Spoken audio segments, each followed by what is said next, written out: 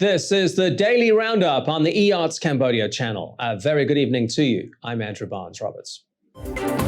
Making headlines tonight. Phnom Penh residents who've yet to get their second vaccine shot are being urged to do so as fresh outbreaks hit pagodas in the capital. Prime Minister Hun Sen sends his condolences to Germany as the flood death toll approaches 200. And a historic Olympic Games to open on Friday, but it will be safe, says the IOC.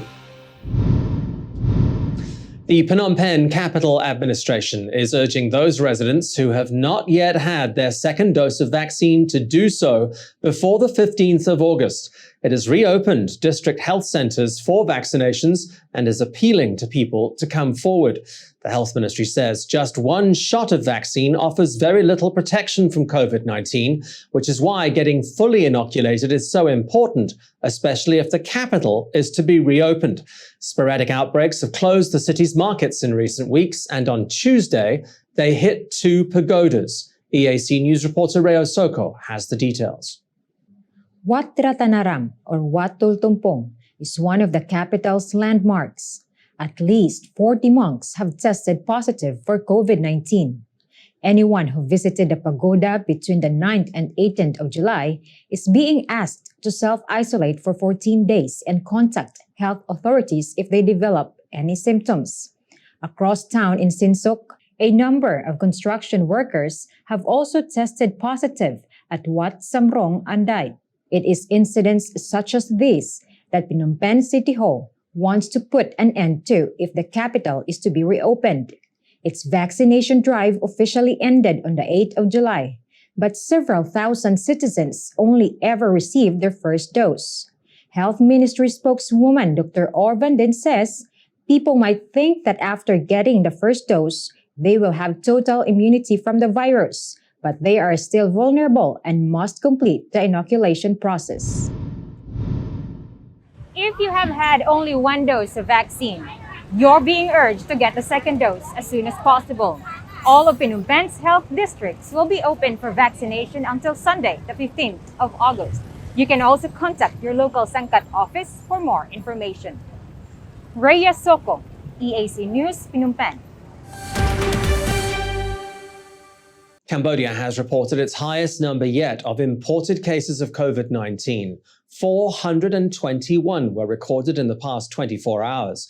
While the Ministry of Health stopped releasing nationalities some time ago, most of these cases are thought to be migrant workers returning from Thailand. Those 421 are among the 825 new cases identified since Monday. The new cases take the country's total COVID-19 case count to 68,796. The total number of imported cases has reached 6,945.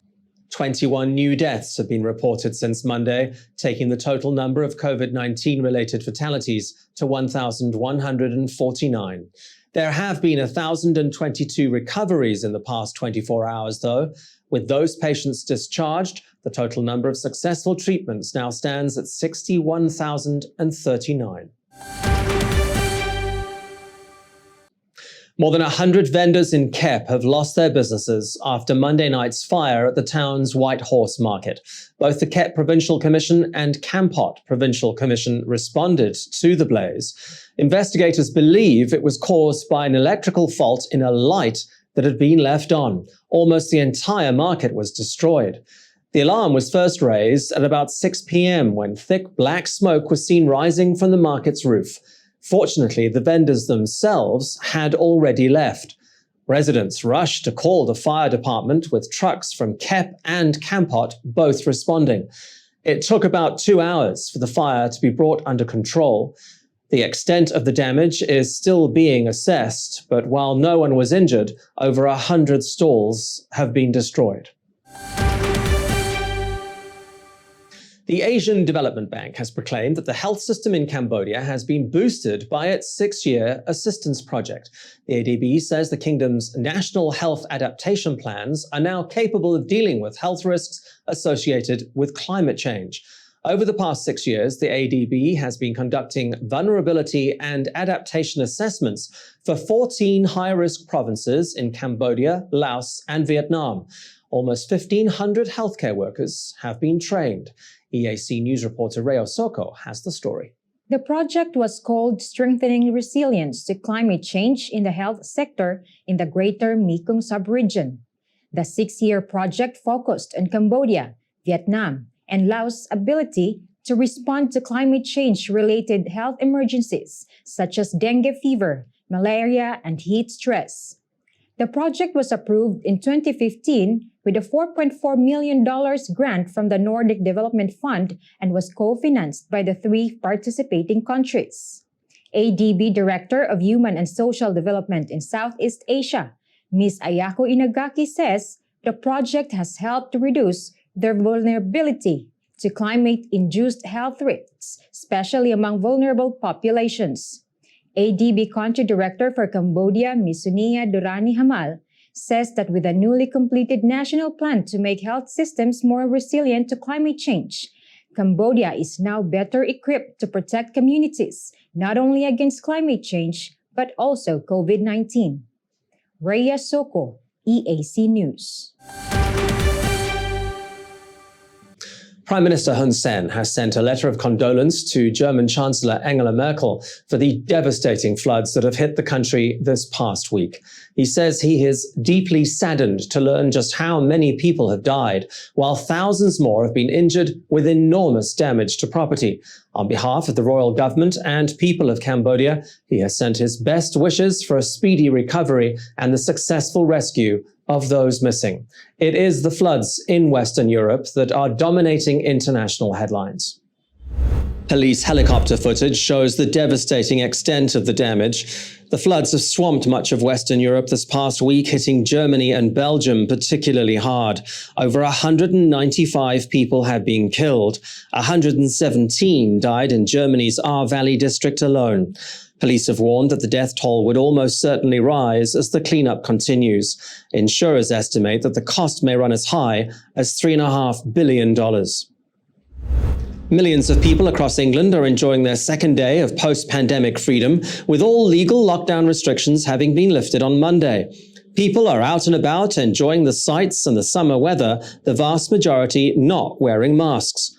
But UK Prime Minister Boris Johnson is pleading for caution, with surging infections and warnings of supermarket shortages, as he himself spends the week in isolation after direct contact with a COVID-positive cabinet minister. We don't do it now. We've got to ask ourselves, when will we ever do it? So this is the right moment, but we've got to do it cautiously. We've got to remember that this virus is sadly still out there. Cases are rising. We can see the extreme contagiousness of the Delta variant, but we have this immense consolation and satisfaction that there is no doubt at all that the vaccine program, the massive vaccination program, has very severely weakened the link between infection and hospitalization, and between infection and serious illness and death. And that is the vital thing. So please, please, please be cautious.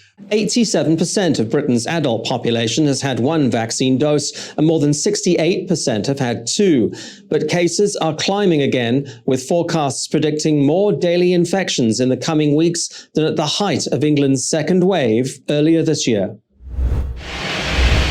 And Russia has tested its new Zircon hypersonic cruise missile fired from a ship in the White Sea. According to the Russian Defense Ministry, the missile hit its ground target off the coast of the Barents Sea, more than 350 kilometers away. President Vladimir Putin announced the development of the new missiles back in 2018, saying they were part of a new generation of Russian weapons that could hit almost any point in the world and evade a US-built missile shield.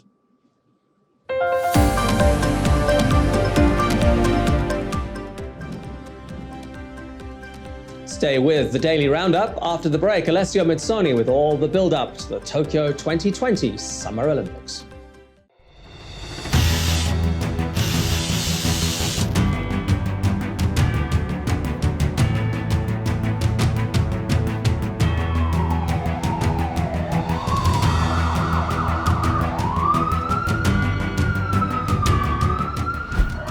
EAC News fully supports the Royal Government of Cambodia's preventative and administrative measures against COVID-19. But we need you to play your part in helping bring the 20 February community transmission event to an end. Wash your hands regularly, sanitize wherever possible. Keep an eye on your body temperature. Use the Stop COVID QR code and maintain a safe social distance. But above all, please, please, please wear a mask. Only together can we beat COVID-19.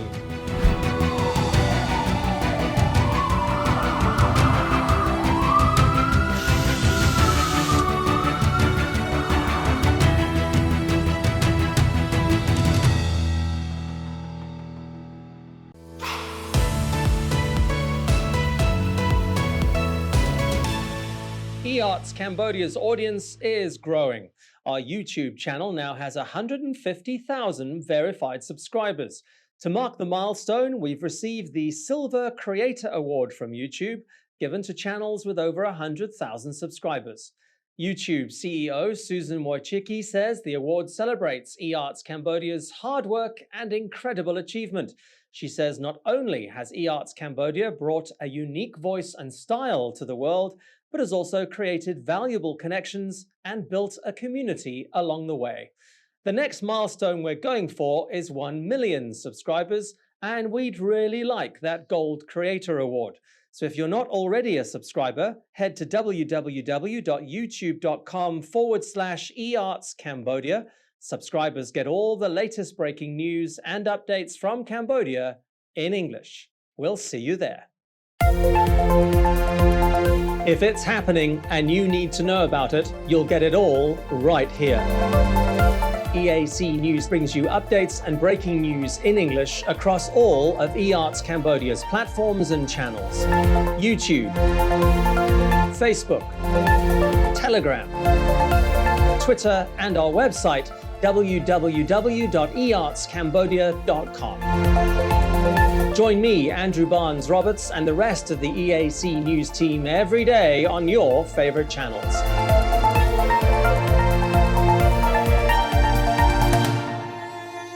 EAC News, Cambodia made clear.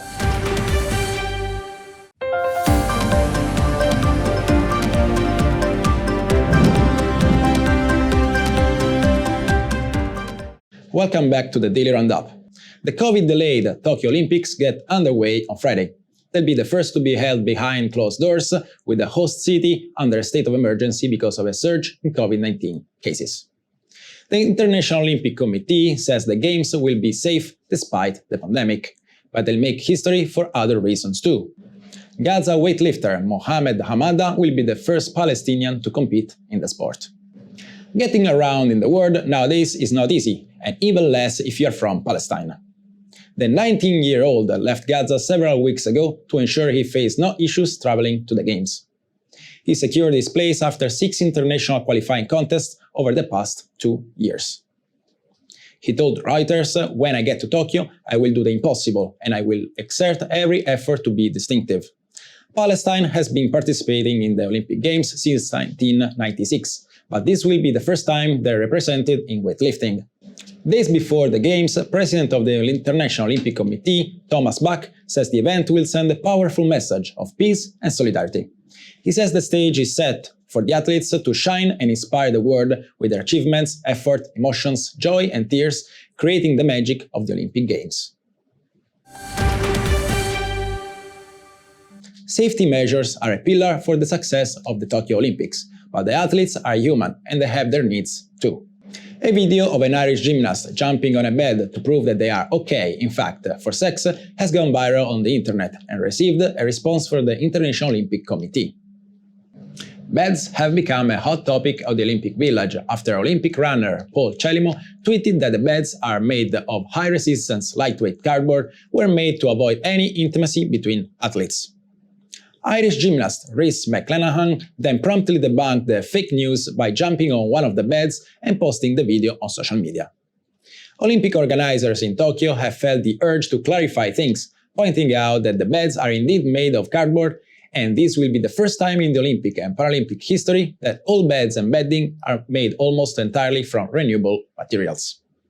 They'll be recycled into paper products after the Games, with the mattress components recycled into the new plastic products.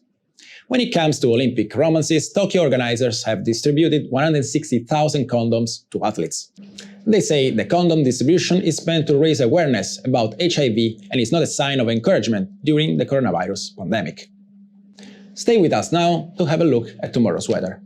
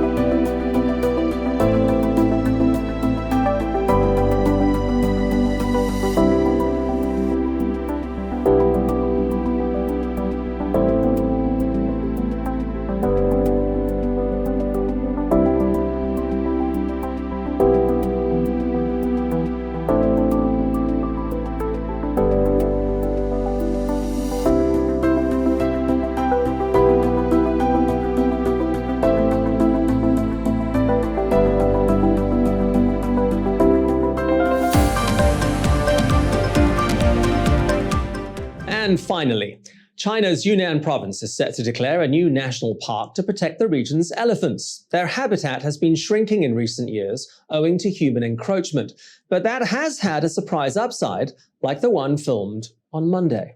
Visitors to Yunnan's wild elephant valley don't normally get up this close and personal with the valley's residents. This lone female decided to take a bath under a footbridge. Protection officers say the animals are usually spotted only in February and March, when the females are looking to mate. Wild Elephant Valley is in Yunnan's Xishuangbanna region on the border with Laos and Myanmar. Elephants have captured the Chinese imagination in recent months. A herd of 15 recently migrated north from the valley to the outskirts of Yunnan's capital, Kunming, a 500-kilometer trek that became a social media sensation.